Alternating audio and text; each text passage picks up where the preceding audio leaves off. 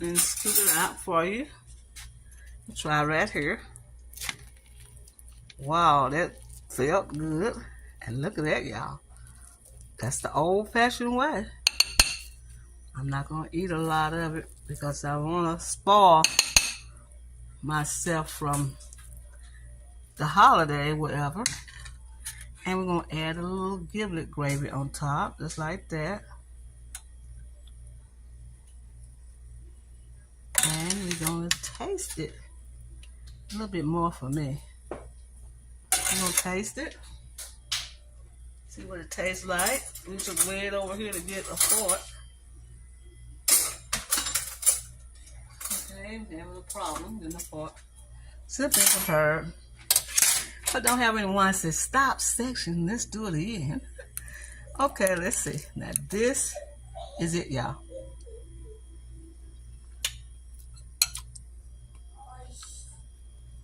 I promise y'all. This is it. This is the old-fashioned way. It is delicious. Now I will tell you if it's not. But look at that. All that celery and onion what makes it. And the egg have something. I'm putting a little extra on there. The eggs have something to do with it too. But it is delicious. It's delicious. Look at that. It's delicious. It's not sticky. It's not lumpy. It is flaky and has a very good taste. This is Sandra representing you with Miss Hazel bread dressing for the holidays, and I'm telling you, this is a winner.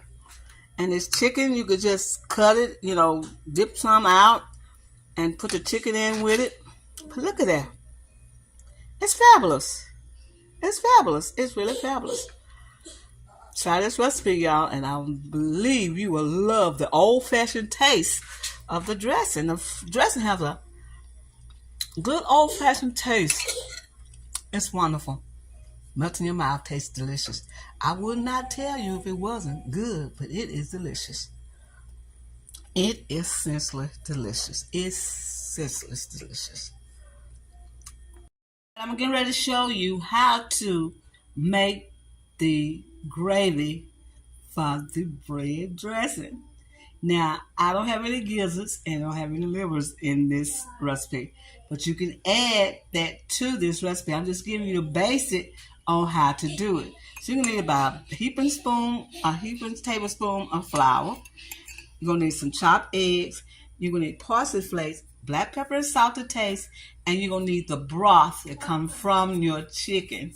Yes, and we're going to whisk this together with the chicken, and we'll be right back. With the chicken broth, we'll be right back. Okay, you're going to whisk your flour and water together, or you can use broth if you like. Just stir it together. Now, this is a simple, country, old back in the day gravy.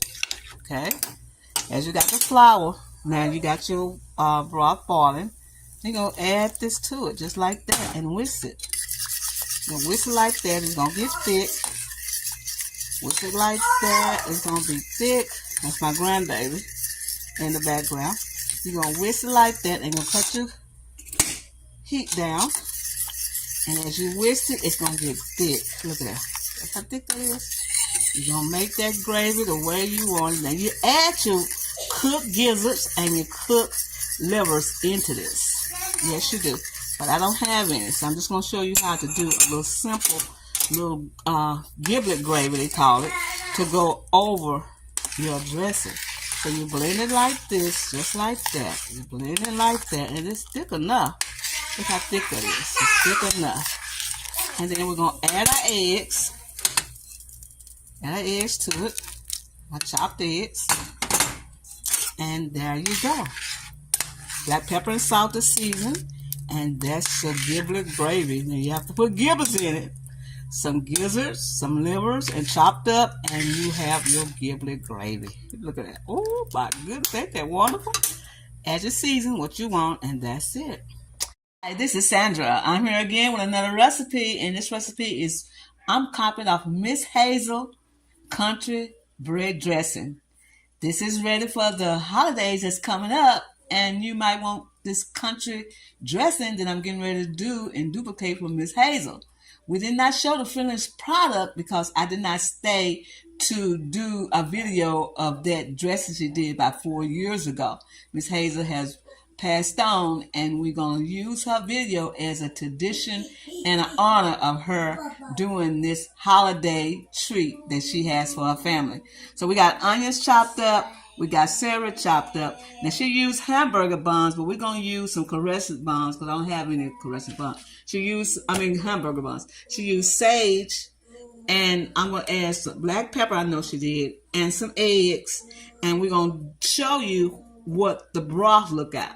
Now the broth is made out of a hen. They use a hen and put it in a pan, and they use it so it can be not run all over the ground, so they can fatten it up to make that good broth. And I'm going to show you what you do with that next.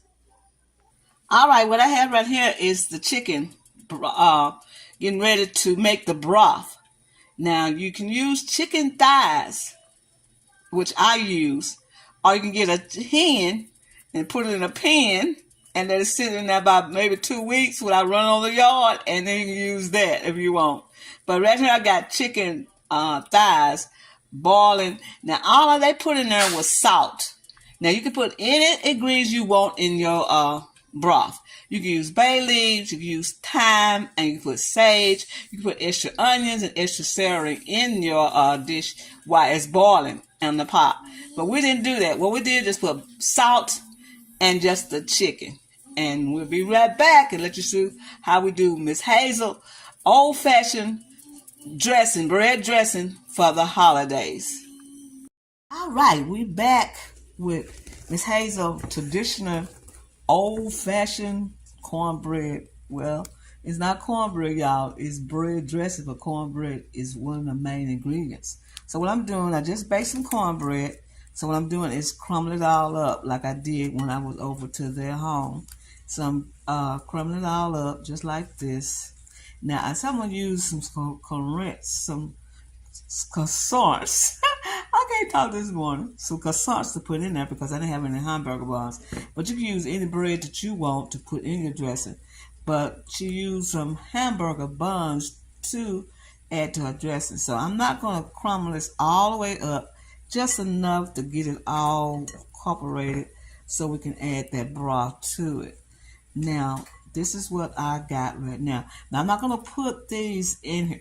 I'm going to wait to do the way she did hers. I'm just following the basic recipe that she used when she was growing up, making the cornbread dressing or the dressing for the holidays for her family.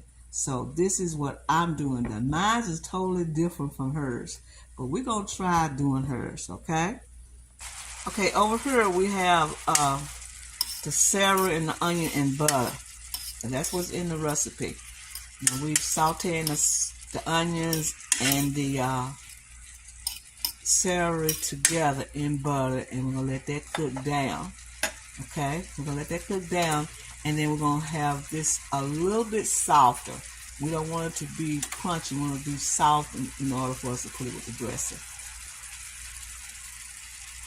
All right, we're getting ready to pour our broth into the dressing. Now, Miss Hazel's broth was frozen. Well, not frozen, but refrigerated, and it had gelled. But I did not do mine like that. I did not, mine is cold.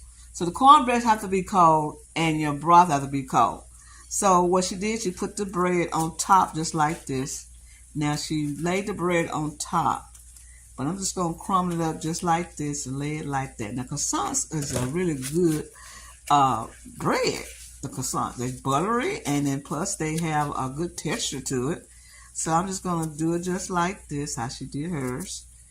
Just crumble up. I'm going to use maybe about 6 of them because we're not making a big pan of dressing. We're just showing you how to do the old-fashioned way, what our grandmothers and great-grandmothers used to do.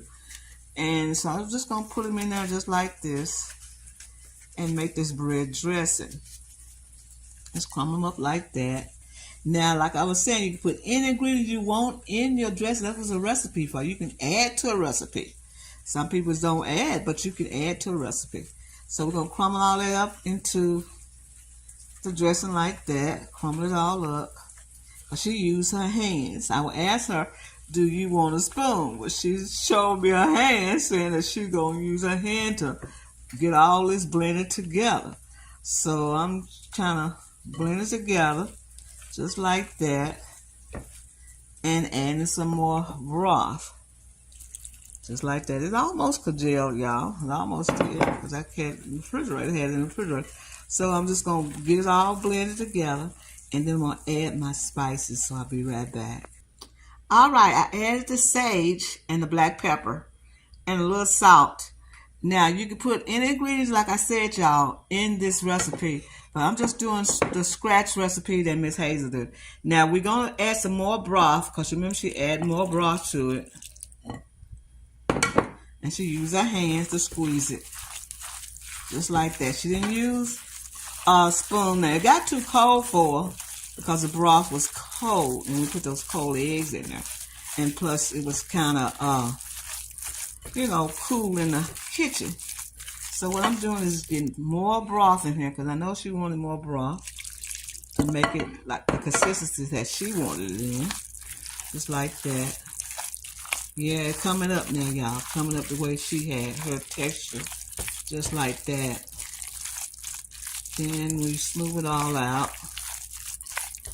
Make sure it's all smooth. They use their fingers to. Now, back in the day, they did not have the equipment that we have. So they use their hand to do some of the stuff now, do some of the work. So now we're going to add the egg. The beaten egg. She adds the beaten egg. And then she squirts that all in there. And this is when it got cold too, I think. But we got the sage in there, and we got the black pepper and a little salt. And we just blend all this together. Then we're going to pour it in a skillet and be right back. All right, I put the celery in there. I almost forgot the celery. So I'm flipping the celery up in there. Forgot the celery, y'all. Oh, that's the most important part, ain't it? The celery. So I add a little bit more black pepper because I like mine with a lot of black pepper. So you don't have to do that. Now, that's not following the recipe. If you put a little bit more extra, if you want to put extra sage in there, you can. If you want to put extra black pepper in there, you can. If you want to put some that Knox chicken bouillon powder in there, if you want to. It depends on how you want it. I'm just giving you the basic, what we was taught by Miss Hazel. Now, that's it right there, y'all. That's it right there. So I'm going to put it in a pan.